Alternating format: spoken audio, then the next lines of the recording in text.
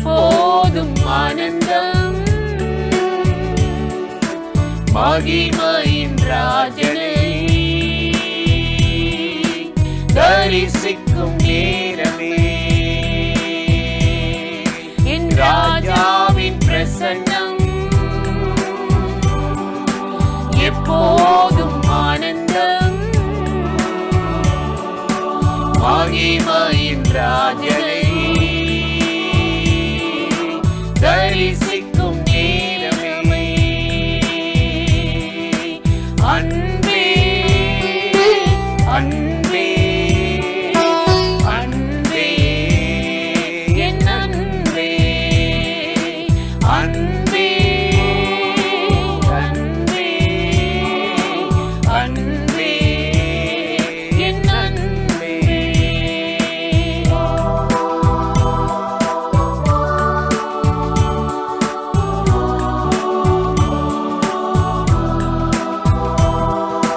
தூதர்கள் பாடிடும்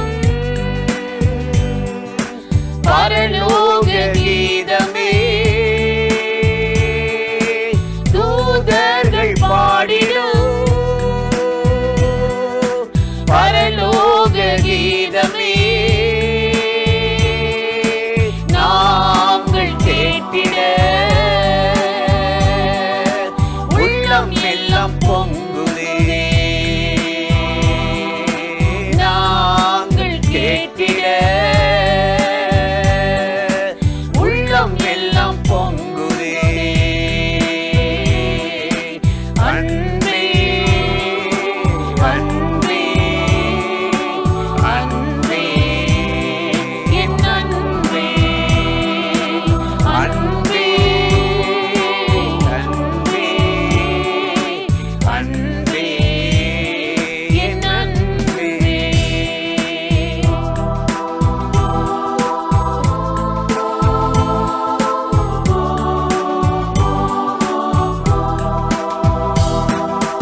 வெண்ணாடை அணிந்து குருத்தோலை ஏந்தி. வெண்ணாடை அணிந்து குருத்தோலை ஏந்தி. ஓசன்னா பாடி ஓய்வின்றி துதிப்பே. ஓசன்னா பாடி ஓய்வின்றி துதிப்பே. அன்பே அன்பே அன்பே என் அன்பே அன்பே அன்பே அன்பே என் அன்பே.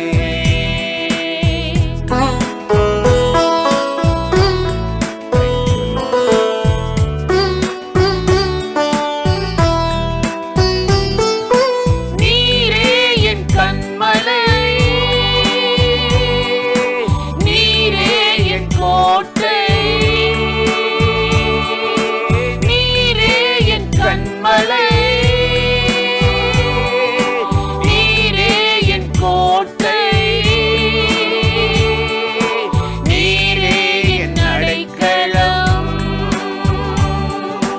நீரே என் நம்பிக்கை. நீரே என் அடைக்கலம். நீரே என் நம்பிக்கை. அன்பே அன்பே அன்பே என் அன்பே அன்பே அன்பே அன்பே என் அன்பே. என் ராஜாவின் பிரசன்னம் எப்போதும் ஆனந்தம். மகிமையின் ராஜனை தரிசிக்கும் நேரமே என் ராஜாவின் பிரசன்னம்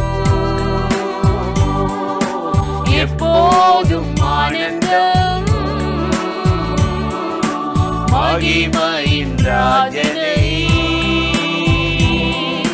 தரிசிக்கும் நேரம். பிரியமானவர்களே, ஆண்டவராகிய இயேசுவின் நாமத்தினாலே இந்த காலை நேரத்தில் இந்த நிகழ்ச்சியில் உங்களை சந்திப்பதிலே மிகுந்த மகிழ்ச்சி அடைகிறேன். கர்த்தர் நல்லவர், அவர் கிருபை இரக்கமும் நிறைந்தவர். இன்றைக்கும் ஒரு வசனத்தை உங்களுக்கு ஞாபகப்படுத்தி சில காரியத்தை சொல்லி ஜெபம் பண்ணுவது நல்லது என்று உணர்ந்தேன். ஏசாயா 61 அதிகாரம் 3வது வசனத்தில் நாம் வாசித்து பார்த்தால், அங்கு ஆண்டவராகிய தேவன் சொல்லுகிறார், கர்த்தராகிய தேவனுடைய ஆவி என் மேல் இருக்கிறார், என்னை அபிஷேகம் பண்ணியிருக்கிறார். சொல்லிட்டு சொல்கிறார், சிறைப்பட்டவருக்கு விடுதலை, துயரப்படுகிற அனைவருக்கு ஆறுகள், சாம்பலுக்கு பதிலாக சிங்காரத்தையும் சிங்காசனத்தை கொடுக்கவும், ஒடுங்கின ஆவிக்கு பதிலாக மனமகிழ்ச்சியை கொடுக்கவும் ஆண்டவராகிய தேவன் என்னை அபிஷேகம் பண்ணினார். இன்னைக்கு ஏன் ஆண்டவர் நமக்குள்ளே இருக்கிறார், ஏன் பரிசுத்த ஆவியானவர் கொடுக்குறார் ரொம்ப பேருக்கு தெரியாது.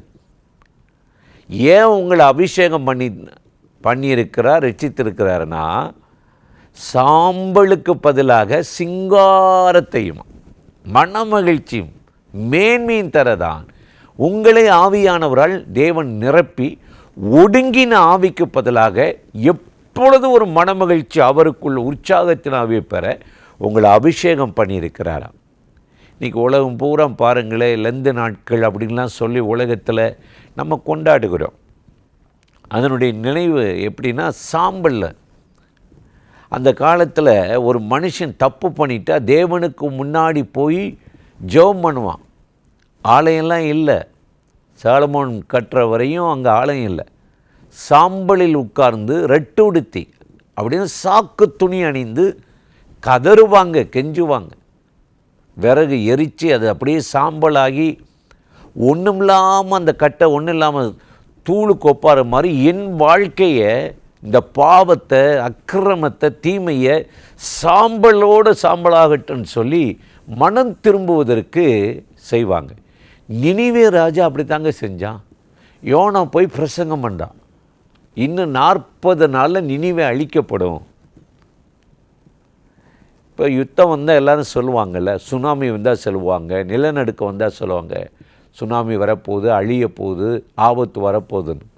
ஆனால் இந்த செய்தி நினிவே ராஜாவுக்கு வந்த உடனே சிங்காசனத்தை விட்டு எழுந்து ரெட்டுடுத்தி சாம்பலில் உட்கார்ந்து தான் மட்டுமல்ல, தன் தேசத்தின் குடிமக்கள் அத்தனை பேரையும் கர்த்தரை தேடவும், சகாயத்தை அடையவும், இரக்கத்தை பெறவும் அவன் சாம்பலில் உட்கார்ந்து ஜெபம் பண்ணான்.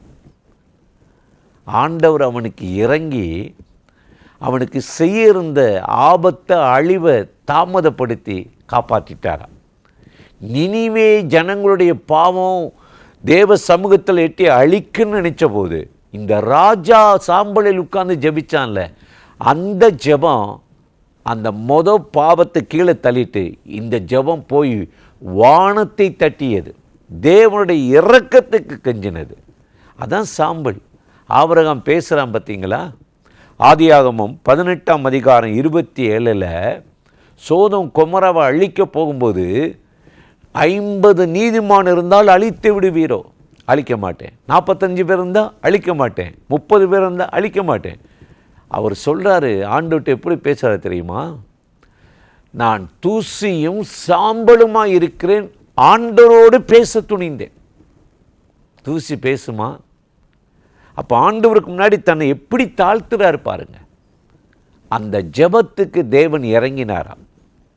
சோதோம் கொமோராவுடைய அழிவு ஆண்டவர் தள்ளி போட்டாராம். அங்கிருந்த நீதிமான்களை ஆண்டவர் ரட்சித்தாராம், பாதுகாத்தாராம்.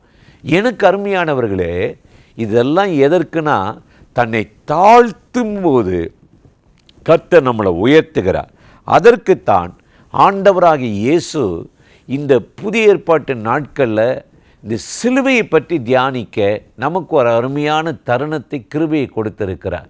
யோனாவின் பிரசங்கத்தை கேட்டு நினிவே ஜனங்கள் மனம் திரும்பினதை ஆண்டவர் ஒரு பெரிய மெச்சிக்கொண்டு புதிய ஏற்பாட்டில் மேன்மை பாராட்டினார். லூக்கா 11:30 அப்படி பார்க்குறோம். எனக்கு அருமையானவர்களே, இன்றைக்கு தேவ சமூகத்தில் போகும்போது வீணாக அலப்புறீங்களா? வீணாக பெருமையை பிதற்றுறீங்களா?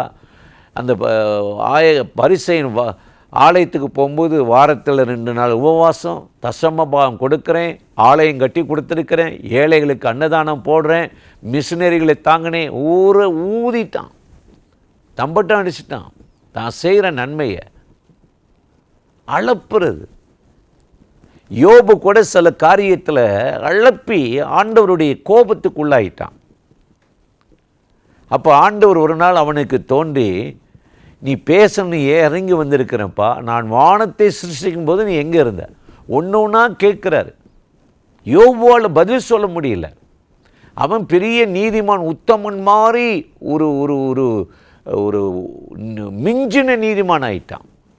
அப்போ ஆண்டவர் பேசின உடனே நடுங்கி யோபு 42:6 சொல்கிறார், நான் பேசி உங்களை வேதனைப்படுத்திட்டேன், சாம்பலிலும் தூளிலும் அமர்ந்து என்னை நான் தாழ்த்துகிறேன். எப்படி தாழ்த்துறாரு பார்த்தீங்களா? இன்னைக்கு இந்த சாம்பல் என்பது உங்களை தாழ்த்துவதற்கு அடையாளம், உங்களை சரி பண்ணுவதற்கு, சீர்படுத்துவதற்கு அடையாளம். அதற்குத்தான் ஆண்டவராகிய தேவன் இந்த நாட்களில் சாம்பலுக்கு பதிலாக சிங்காரத்தை தருவேன் சொன்னார். நினிவே ஜனங்களுக்கு ஒரு ராஜ்ய மேன்மை இருந்தது. அழிவின் விளிம்பில் இருந்த அவர்களுக்கு ஒரு பாதுகாப்பு, உயர்வு இருந்தது. அதே ஒரு உயர்வை, பாதுகாப்பை இந்த காலை நேரத்தில் இந்த நிகழ்ச்சியில் இணைந்திருக்கிற உங்கள் வாழ்க்கையில் ஆண்டவர் உங்களுக்கு கொடுத்து இந்த நாளில் அற்புதமாய் நடத்த போகிறார்.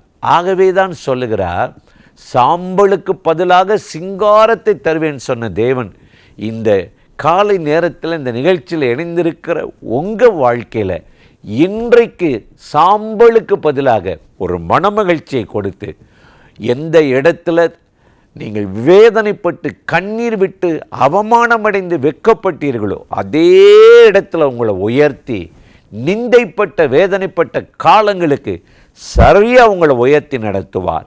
அந்த தேவாதி தேவனை நோக்கி நாம் இப்பொழுது ஜெபிக்கலாமா? அன்பும் இரக்கமும் கிருபையும் நிறைந்த நல்ல ஆண்டவரே, இந்த ஆசீர்வதிக்கப்பட்ட நாளுக்காக, நேரத்துக்காக, கிருபை இரக்கங்களுக்காக உமக்கு நன்றி. இப்பொழுது யாரெல்லாம் இந்த நிகழ்ச்சியில் இணைந்து இந்த வார்த்தைகளை கேட்கிறார்களோ அத்தனை பேர் மேலும் கர்த்தருடைய மகிமையும் வல்லமையும் கிருபை இறங்கட்டும். சாம்பலுக்கு பதிலாக சிங்காரத்தை தருவேன் சொன்ன தேவன் புலம்பலுக்கு பதிலாக ஆனந்த களிப்பை கொடுத்து எல்லா விரோதமான காரியங்களையும் போராட்டங்களை நீக்கி இந்த நாளில் அவர்களை கம்பீரிக்க பண்ணும் ஆசீர்வதியும் காரியங்களை கைகூடி வர பண்ணியறலும். இயேசுவின் நாமத்தில் வேண்டிக் கொள்ளுகிறோம் எங்கள் உயிர் உள்ள நல்ல பிதாவே. ஆமேன், ஆமேன், ஆமேன். தொடர்ந்து இந்த நிகழ்ச்சியை நீங்களும் பாருங்கள், மற்றவங்களுக்கு அறிமுகப்படுத்துங்கள். ஆண்டவராகிய தேவன் நம்மை ஆசீர்வதித்து நடத்துவார். ஆமென்.